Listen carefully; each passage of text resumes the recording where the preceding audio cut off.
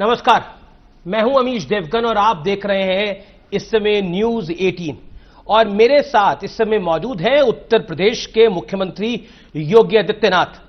2022 का चुनाव यानी 2022 का विधानसभा चुनाव अगले साल है और उससे पहले योगी आदित्यनाथ फुल फॉर्म में चल रहे हैं।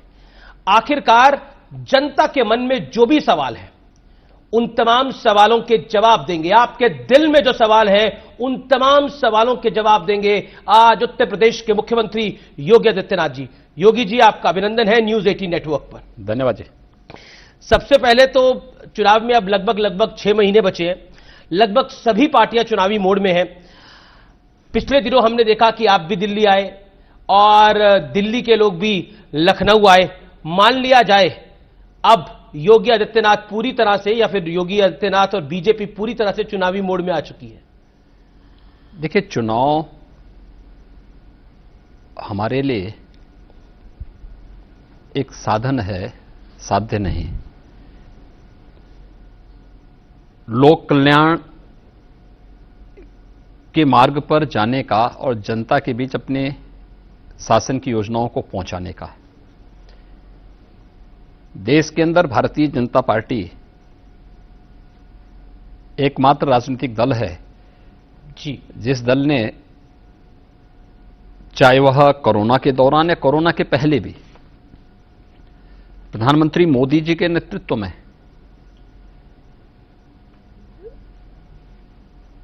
लोक कल्याण को सर्वोपरि दिया।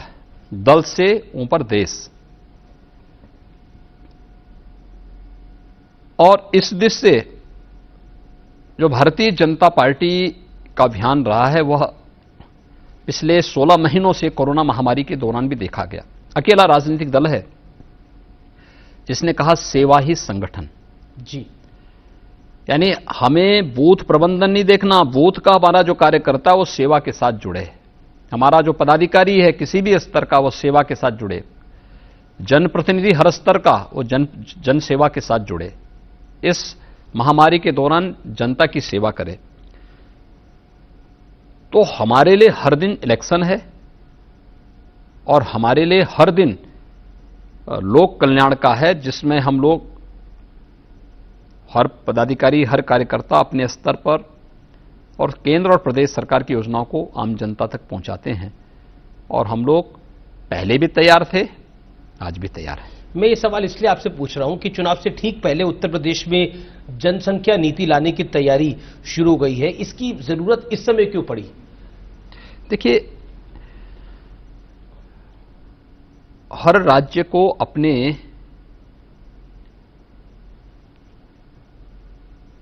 फ्यूचर के कार्यक्रम तय करने पड़ते हैं, भविष्य की कार्य योजना तय करनी पड़ती है। 2016 में यूनाइटेड नेशन ने दुनिया के सभी देशों से एक अपेक्षा की थी कि सतत विकास के लक्ष्यों को प्राप्त करने के लिए, यानी सस्टेनेबल डेवलपमेंट गोल्स को अचीव करने के लिए 16 गोल्स तय किए थे, जिसमें गरीबी का सर्वथा उन्मूलन हो, हर एक व्यक्ति को शिक्षा मिल सके, हर एक व्यक्ति को बेहतर स्वास्थ्य की सुविधा मिल सके, नौजवानों को रोजगार की सुविधा मिल सके, जल संसाधन का बेहतर उपयोग हो सके, स्किल डेवलपमेंट के मुद्दे को लेकर, पर्यावरण के संरक्षण को लेकर, इन सभी मुद्दों को लेकर के वो क्या था। और अकेले उत्तर प्रदेश एक ऐसी विधानसभा है जिसने सस्टेनेबल डेवलपमेंट गोल्स पर एक डिबेट कराई थी और डिबेट 36 घंटे तक अनवरत चली थी। रिकॉर्ड भी है वो। रिकॉर्ड भी है। और उस डिबेट के कारण हमने फिर मंत्री समूह बनाए थे जी, अंतर्विभागीय समन्वय के भी, और उन सभी को फॉलोअप करने के लिए जो चीजें सामने आई थी उसमें ये बात आई थी कि डेवलपमेंट के लिए कुछ चीजें हमें देखनी पड़ेंगी। अगर यूपी की हम बात करते हैं तो हम नेशनल एवरेज से अभी भी बहुत सारे मुद्दों पर पीछे हैं। जैसे 2016 के डाटा अगर हम देखेंगे, मातृ मृत्यु दर, शिशु मृत्यु दर जो नेशनल एवरेज है उससे पीछे रहे। यद्यपि 4 वर्षों में उसमें काफी सुधार करने का प्रयास हुआ, लेकिन अभी भी हमें जो इंटरनेशनल स्टैंडर्ड हैं उसको अचीव करने में समय लगेगा, उसके कारकों को ढूंढना और फिर उसके अनुसार रणनीति बनाना जी। और उसी के तहत हम लोगों को 2021 से लेकर 30 के बीच की आगामी 10 वर्षों की एक जनसंख्या नीति घोषित करनी पड़ी। राज्य सरकार ने उसको लॉन्च किया है और अवेयरनेस के कार्यक्रम को फोकस किया है। देखिए, हमें एक चीज को नोट करना होगा, जब हम जनसंख्या स्थिरीकरण की बात करते हैं जी, तो हमें जनसंख्या स्थिरीकरण के लिए दो चीजें देखनी जरूर पड़ेंगी। एक, व्यापक जागरूकता और फोकस करके उस तबके को जहां पर अभी भी जागरूकता का अभाव है। आपकी सरकार पर आरोप यह लग रहा है कि आप लोग एक धर्म विशेष को टारगेट करने के लिए ऐसा कर रहे हैं। ये विपक्ष का आरोप है। मेरे पास कई सारे बयान है। अबू आजमी है समाजवादी पार्टी के नेता, वो कहते हैं जनसंख्या कानून से किसी एक समुदाय को टारगेट नहीं किया जाना चाहिए। मेंबर ऑफ पार्लियामेंट है शफीकुर रहमान बर्क, वो कहते हैं पैदाइश अल्लाह का कानून है और कुदरत से टकराना ठीक नहीं है। यानी आपके टाइमिंग पर सवाल है कि चुनाव से 6 महीने पहले और भारतीय जनता पार्टी का एक पॉलिटिकल लीनेज है जो आरोप बीजेपी पे लगता है बंगाल से लेकर गुजरात तक और गुजरात से लेकर उत्तर प्रदेश तक। देखिए, हर एक मुद्दे को जी, जो व्यापक लोक कल्याण का हो, राष्ट्र कल्याण का हो, उसको राजनीतिक चश्मे से नहीं देखा जाना चाहिए। इसके पीछे व्यापक जनहित है, एक एक बच्चे का, एक एक मां की सुरक्षा का और अंततः प्रदेश और देश की समृद्धि और विकास के पथ पर अग्रसर करने का उसके पीछे का भाव है।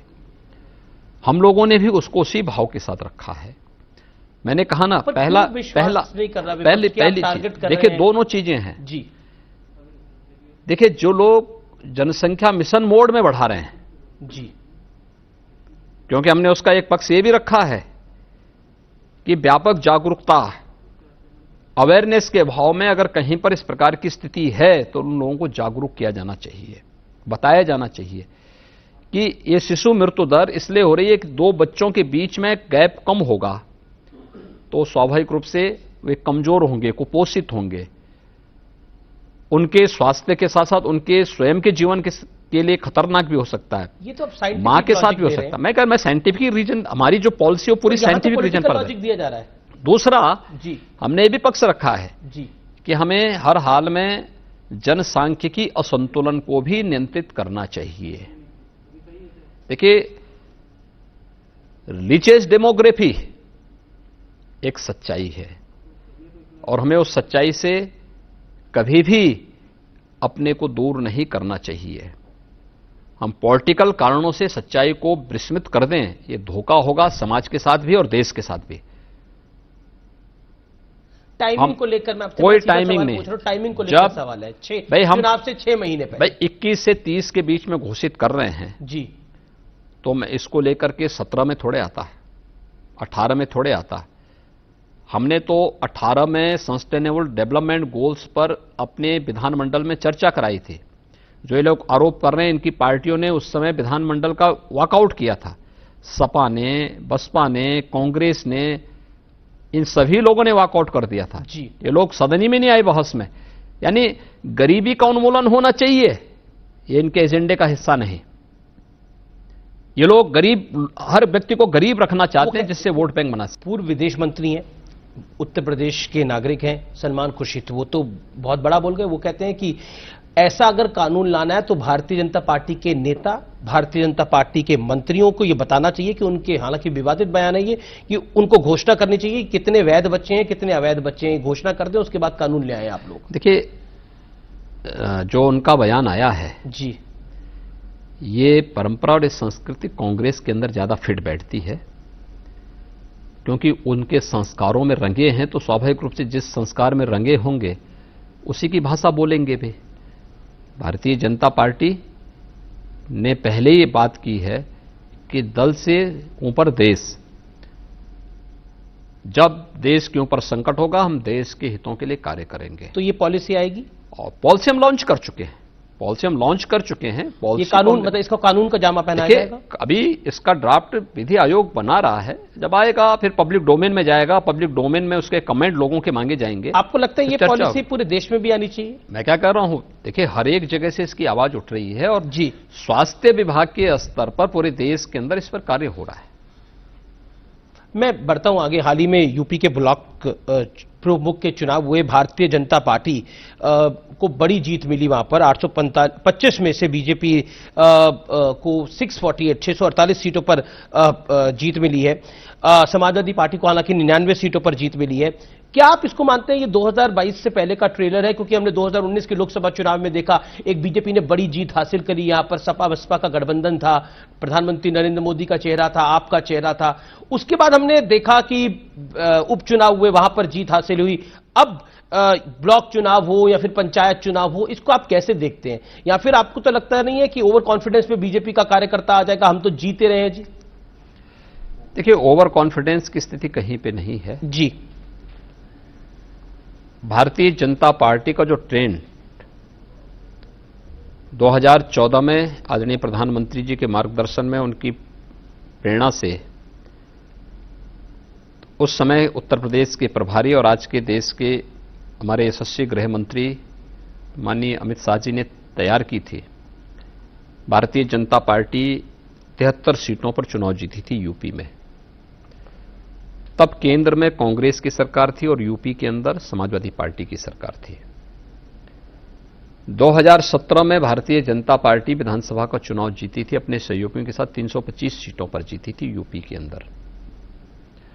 तब उत्तर प्रदेश में समाजवादी पार्टी की सरकार थी।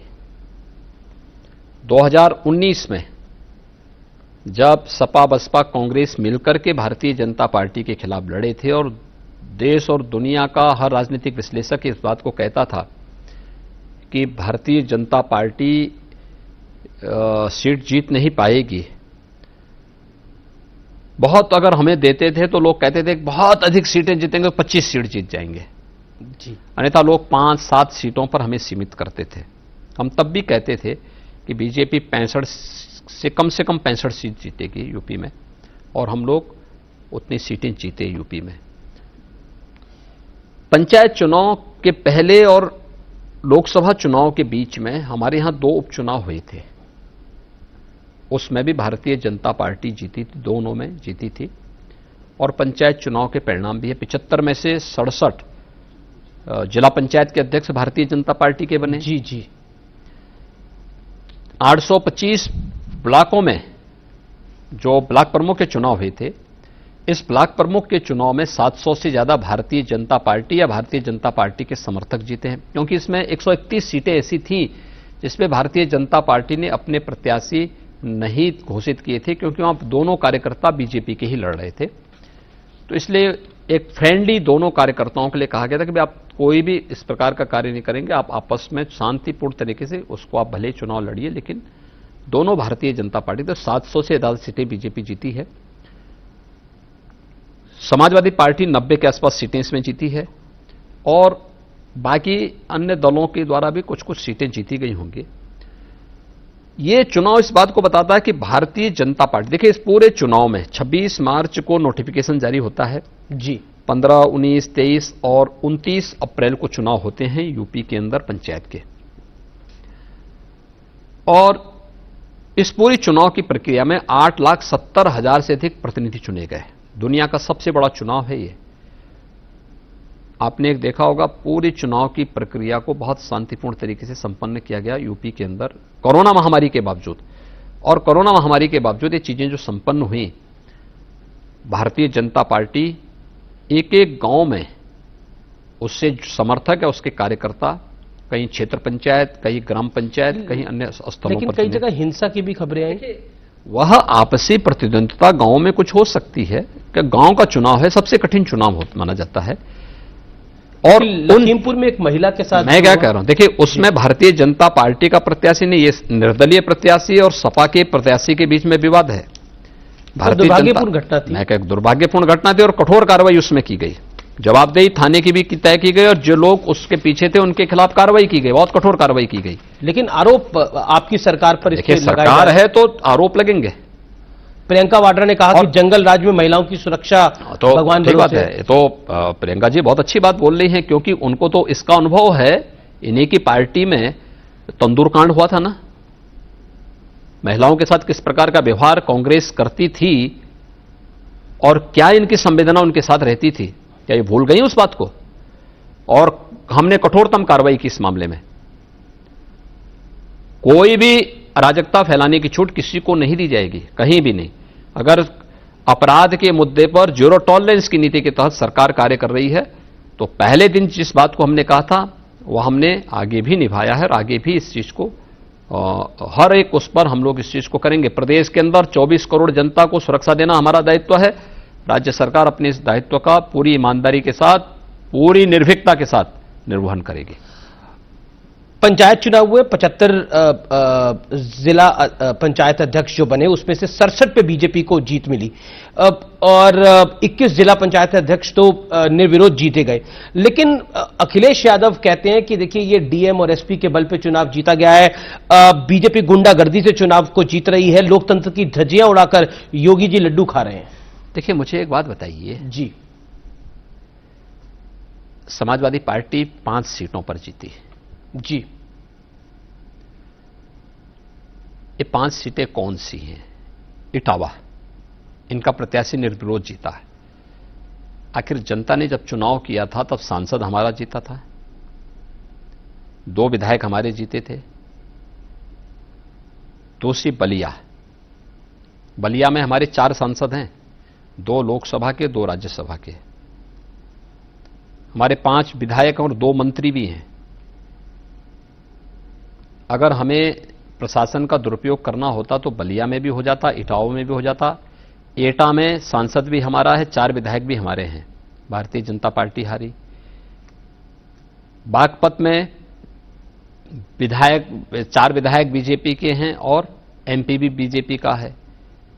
अगर हमें प्रशासन का दुरुपयोग करना होता तो वहां भी हो सकता था। देखिए ये हार की बौखलाहट है, अपनी पैरों के नीचे की खिसकी हुई जमीन सपा को दिखाई नहीं दे रही है। लोग भूले नहीं है प्रदेश के दंगों को। आपकी सरकार पर या फिर पूरे देश पे बीजेपी पे यह आरोप लगता है कि जो इनके साथ नहीं होता उसको डरा कर साथ कर लेते हैं। देखिए हम किसी को डरा के साथ, अब देखिए मैं आपको एक एग्जांपल देता हूं, मध्य प्रदेश में आपकी सरकार, बीजेपी की सरकार तो नहीं थी, लेकिन उसके बाद ज्योतिरादित्य सिंधिया आपके साथ आ गए, उसके बाद वो सरकार बन गई। देखिए तो इसी तरह का आपने पंचायत में कर दिया। अगर लोग वहां संतुष्ट नहीं थे कांग्रेस से और वो बीजेपी में आए हैं तो क्या बुरा है? भाई ये कांग्रेस सरकार का दायित्व बनता था कि वे अपने लोगों को संतुष्ट करके लेके चलें, उनको मना करके चलें, टीम वर्क करें। जब रिमोट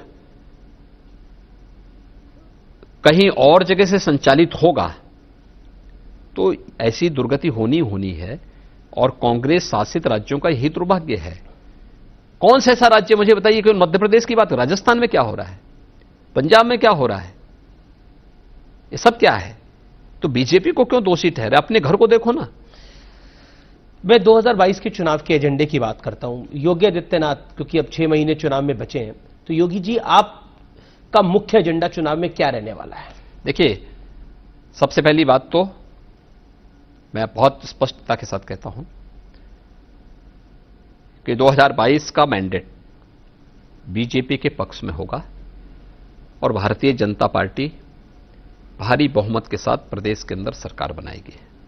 चलिए मैं एक अगले इंपॉर्टेंट पॉइंट पे आता है। पिछले दिनों हमने देखा कि एक आम आदमी पार्टी के नेता भी अखिलेश यादव से मिले। अब हो सकता है आम आदमी पार्टी और अखिलेश यादव का गठबंधन हो जाए, तो इसको आप कैसे देखते हैं? देखिए हर दल को अपना गठबंधन करने का अधिकार है, कौन रोक रहा है? चुनौती के रूप में देखते हैं? हमारे लिए कोई चुनौती नहीं, उनके लिए अपने आप में चुनौती है। अगर फ्री बिजली वाली स्कीम वो यूपी में भी ले आए, उत्तराखंड में तो ले ही आए हैं। देखिए आपके बगल के यूपी में 2017 के पहले क्या होता था जी, कितने जनपदों को और कितने घरों को बिजली मिलती थी? सौभाग्य योजना के अंतर्गत 1,23,000 गांवों तक बिजली पहुंचाने के साथ ही 1,38,00,000 लोगों को फ्री में बिजली के कनेक्शन देने का काम प्रधानमंत्री मोदी जी के नेतृत्व में भारतीय जनता पार्टी की राज्य सरकार ने किया। ये सभी उपलब्धियां राज्य के पास हैं और राज्य के अंदर हर एक नागरिक के जीवन में खुशहाली के लिए जो भी कदम उठाने पड़ेंगे करेंगे। लेकिन दिल्ली में ये इसके नाम पर क्या कर रहे हैं?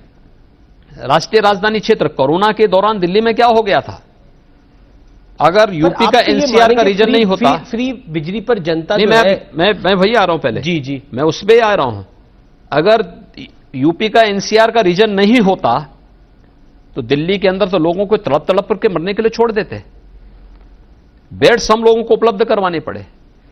यूपी 24 करोड़ की आबादी का राज्य है और 24 करोड़ की आबादी के राज्य में 700 मीट्रिक टन ऑक्सीजन की आपूर्ति हो रही थी, और दिल्ली 2 करोड़ की आबादी का राज्य और 800 मीट्रिक टन में इनके ऑक्सीजन कम पड़ रहा था। कहां ब्लैक हो रही थी ऑक्सीजन।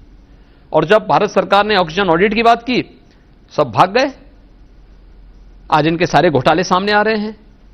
असाउद्दीन ओवैसी कहते हैं कि किसी कीमत पर, मैं उन्होंने जो बोला बता रहा हूं, किसी कीमत पर 2022 में योगी आदित्यनाथ इंशाअल्लाह दोबारा मुख्यमंत्री हम नहीं बनने देंगे। देखिए, ओवैसी जी एक बहुत बड़े नेता हैं।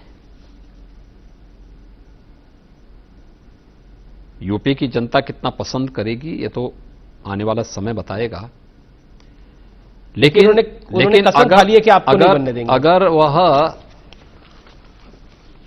19% जी पर उनको लगता है कि वह इलेक्शन को पोलराइज कर लेंगे, तो बाकी 81% चुपचाप थोड़े बैठा हुआ है। वह भी खड़ा होगा, वह भी इस सब चीजों को सुन रहा होगा। और मुझे लगता है कि पिछले चुनाव के परिणामों ने इस बात को साबित किया है कि जनता का रुझान क्या है। लेकिन इस बार उन्होंने राजभर साहब को भी साथ ले लिया है। हाँ, ठीक बात है। उसको सोशल इंजीनियरिंग करना चाह रहे हैं। मैं क्या कह रहा हूं, हर एक दल को अपने साथ लेने का अधिकार है।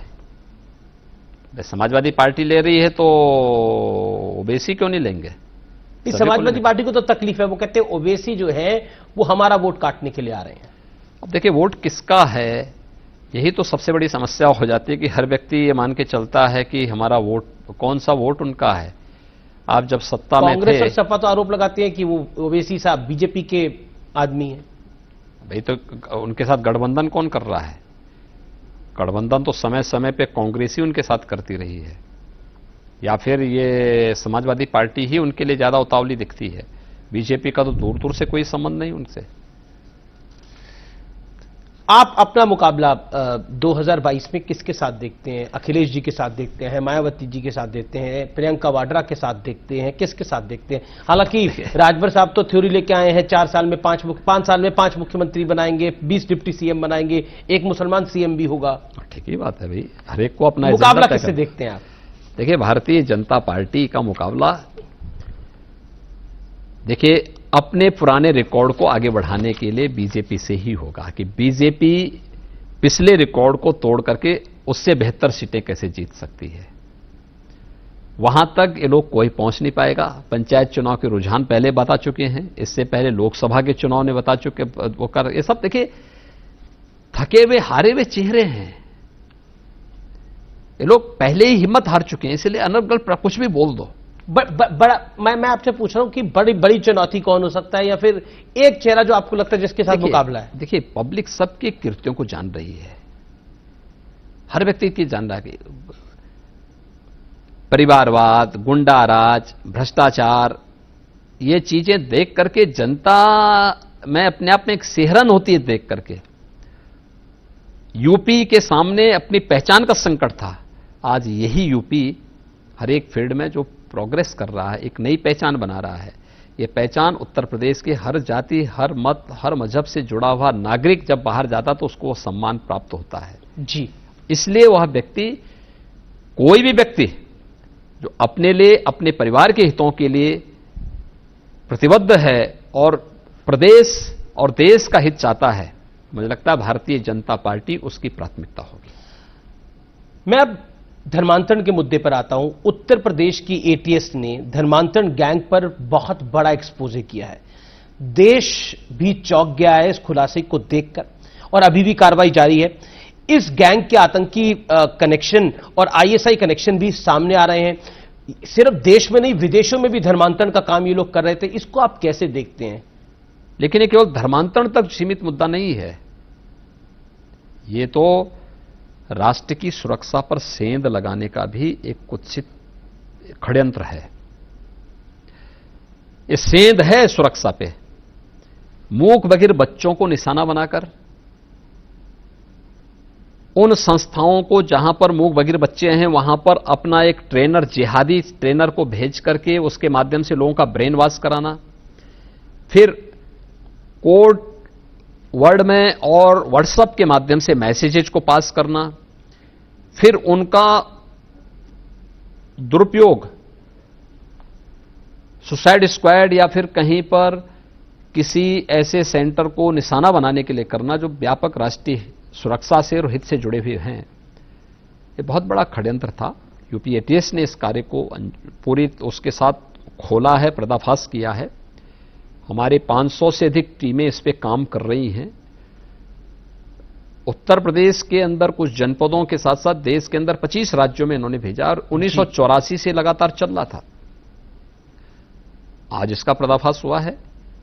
हम लोग इसकी तह तक जाएंगे और एक एक परत उतार करके इन सब के खिलाफ जितनी सख्त कार्रवाई हो सकती है उतनी सख्त कार्रवाई हमारी सरकार करेगी। क्या इस विषय में अभी और खुलासे आगे होंगे? हाँ, क्योंकि विपक्ष इसको लेकर काफी सवाल खड़ा कर रहा है। देखिए, विपक्ष को जिनके लिए वो कह रहा है चुनाव से पहले ये गेम खेल रही है। देखिए, मैं क्या कह रहा हूं ना जी, हर एक मुद्दे को अगर राजनीतिक नजरिए से देखना है तब तो मुझे लगता है कि उनके किसी प्रश्न का जवाब दिया जाना चाहिए। आपने इसे राष्ट्रीय सुरक्षा से जोड़ा, इसको आस्था से जोड़ना कितना सही होगा? देखिए, दोनों चीजें हैं जी। आस्था के साथ मजहब से जोड़ना कितना सही? मैं क्या कह रहा हूं, आस्था के साथ साथ ये सुरक्षा के साथ खतरा है। आप किसी का धोखे में, छल से मतांतरण करवाएं, ये स्वीकार्य नहीं हो सकता। इसके खिलाफ कानून है हमारे पास, लेकिन आप उसका दुरुपयोग देश के हितों के साथ खिलवाड़ करने के लिए करेंगे, ये भी स्वीकार्य नहीं हो सकता। मैं एक और घटना की बात करता हूं। हाल फिलहाल में लोनी में एक घटना हुई जिसमें एक बुजुर्ग व्यक्ति की दाढ़ी को काटने का प्रयास हुआ और उस विषय को, चूंकि लॉ एंड ऑर्डर का विषय था, उसको एक धर्म के साथ जोड़ने का प्रयास हुआ। राहुल गांधी से लेकर ओवैसी साहब ने तो बोला ये हिंदूवादी गुंडे हैं। राहुल गांधी ने बोला कि ने तो इस घटना को राम भक्तों के साथ जोड़ दिया। कैसे आप देखते हैं इस पूरे घटनाक्रम को, जो कुछ हुआ गाजियाबाद की लोनी में? देखिए, एक तो उसमें कोई हिंदू नहीं था, दोनों एक ही समुदाय के थे।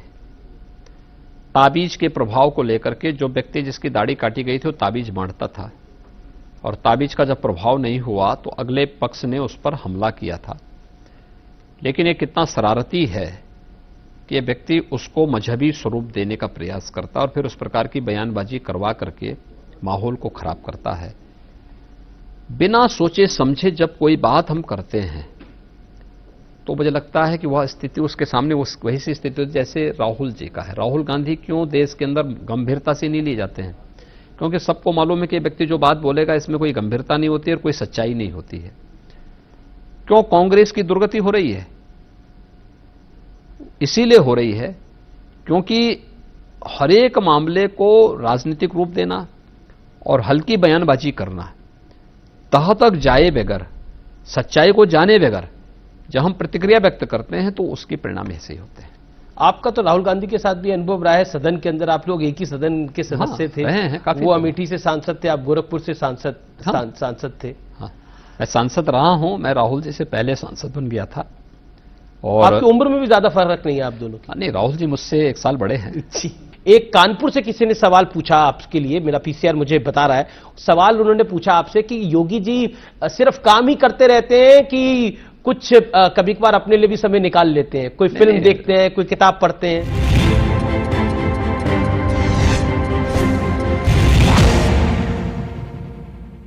बीजेपी की वैचारिक श्रृंखला जो है वो आरएसएस मानी जाती है। मोहन भागवत जी ने एक बयान दिया जिसको लेकर बड़ा विवाद खड़ा हो गया। उन्होंने बोला कि हिंदू हो या मुसलमान हो, सबका पूरे देश में डीएनए एक है। उनका बयान यह था कि हिंदू मुस्लिम एकता एक बहुत भ्रामक है क्योंकि वे अलग नहीं है बल्कि एक है। सभी भारतीयों का डीएनए एक है, चाहे वे किसी भी धर्म के हों। अब इसको लेके बड़ा सारा विवाद खड़ा हो गया कि एक बार फिर जो है वो पूरा का पूरा प्रयास है कि सब लोग हिंदू है, सब में हिंदुओं का डीएनए है। ऐसा क्यों? देखिए, इसमें विवाद का विषय इसको नहीं बनाया जाना चाहिए और मुझे लगता है कि जो बयान दिया गया है वह साइंटिफिकली प्रूफ हो चुका है। अब आप विज्ञान को भी न माने तो उसमें क्या कोई कर सकता है? जो चीज विज्ञान के द्वारा प्रमाणित किया गया हो और डीएनए थ्योरी के माध्यम से भी प्रमाणित हो, अब आप न माने, जबरदस्ती आप अपने को दोषी जगह से जोड़ने का प्रयास करें तो ये बुद्धि का फर्क हो सकता है, लेकिन डीएनए थ्योरी ने इस चीज को साबित किया है। लेकिन मायावती कहती हैं कि बीजेपी वालों के मुंह में राम है और बगल में छुरी है। मायावती जी ज्यादा बेहतर जानती हैं कि उत्तर प्रदेश के लोग जानते हैं इनके बारे में। चलिए, अगला सवाल कांवड़ यात्रा को लेकर है। लाखों शिव भक्त बड़ी दुविधा में है कि इस बार कांवड़ यात्रा होगी या फिर नहीं होगी। हर एक व्यक्ति की जान महत्वपूर्ण है जी, और हर एक व्यक्ति को जो है सतर्कता बचाव करना होगा अपना। ये महामारी है, ये चेहरा देख करके नहीं आती है, जाति मत और मजहब देख के भी नहीं आती है। महामारी में जितना कोई व्यक्ति बचाव कर पाएगा, वही सतर्कता उसे इस महामारी से बचा पाएगी। और कांवड़ संघों के साथ संवाद बना करके जिन लोगों के संकल्प हैं, हम उनको रोकेंगे नहीं। कांवड़ यात्रा पे कोई बैन नहीं लगाने जा रहे हैं, लेकिन प्रोटोकॉल का पालन करने का, उनके साथ संवाद बनाकर के संख्या सीमित करने का, और जितनी कम संख्या हो सकती उतनी कम संख्या में लोग जाएंगे तो हम प्रोटोकॉल का भी पालन करवा पाएंगे, उनके लिए सुविधा भी दे पाएंगे।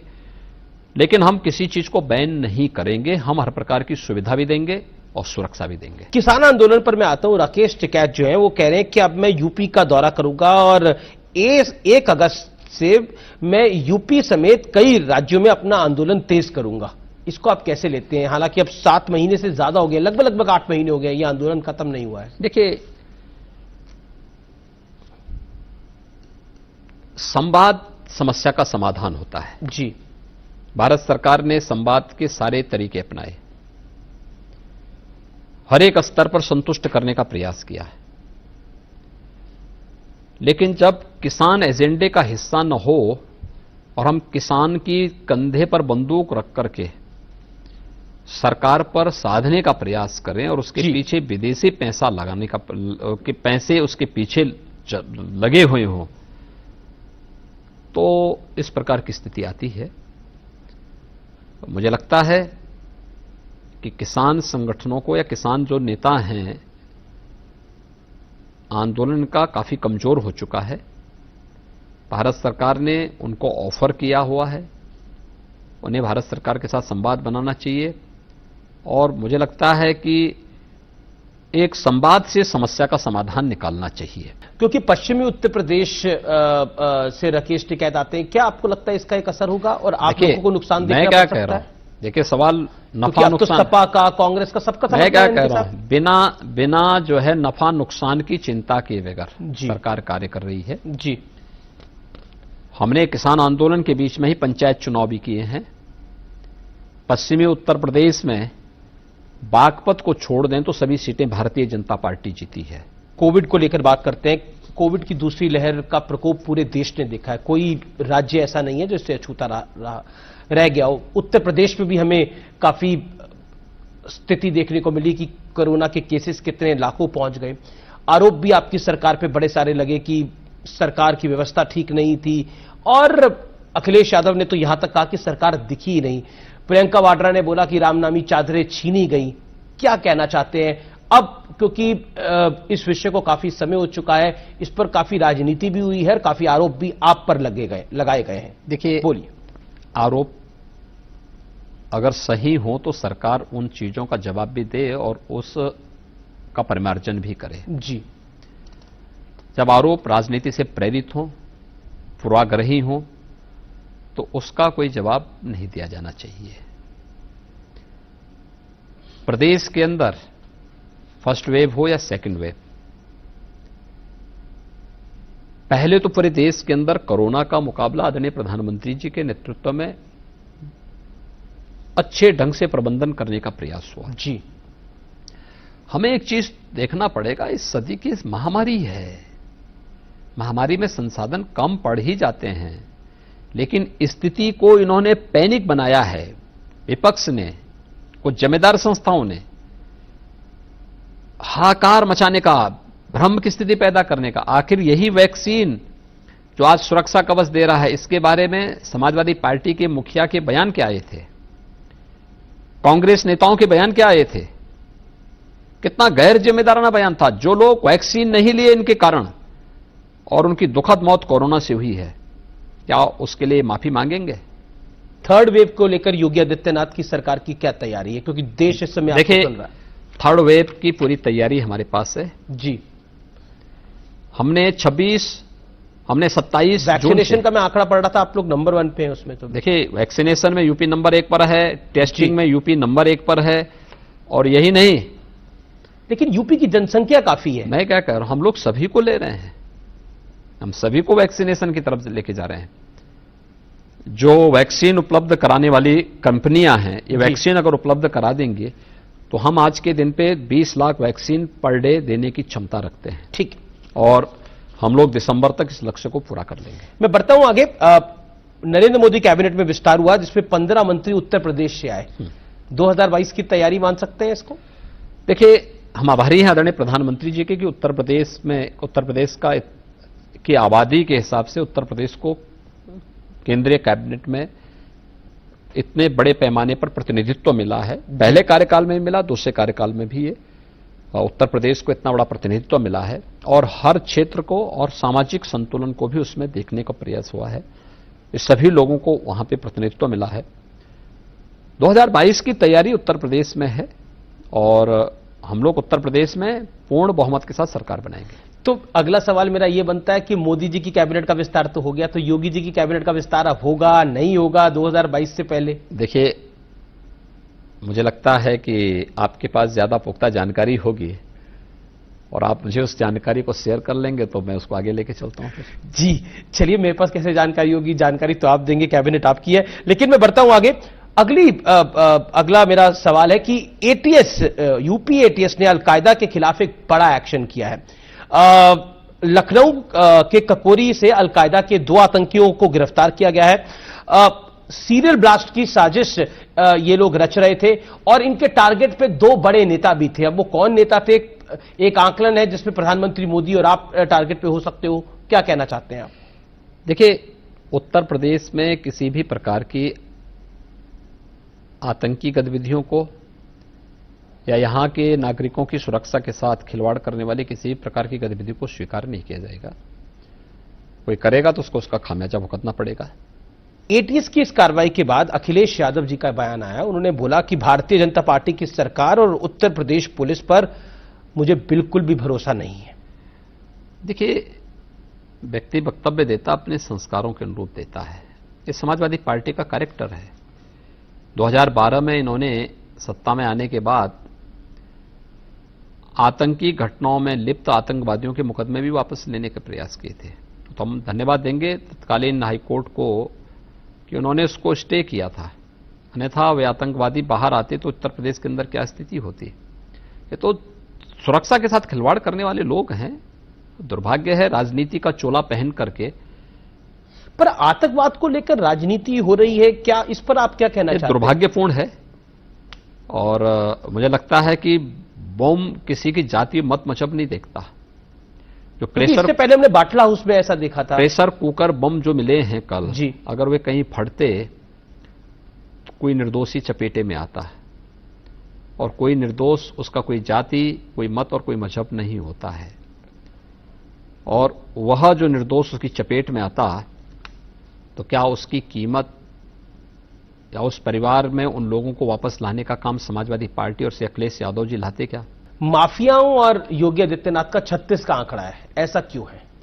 देखिए, जिसका प्रदेश के विकास और प्रदेश की समृद्धि में, प्रदेश के नागरिकों की खुशहाली और प्रदेश की समृद्धि में से 36 का आंकड़ा है, उससे मेरा 36 का आंकड़ा होगा।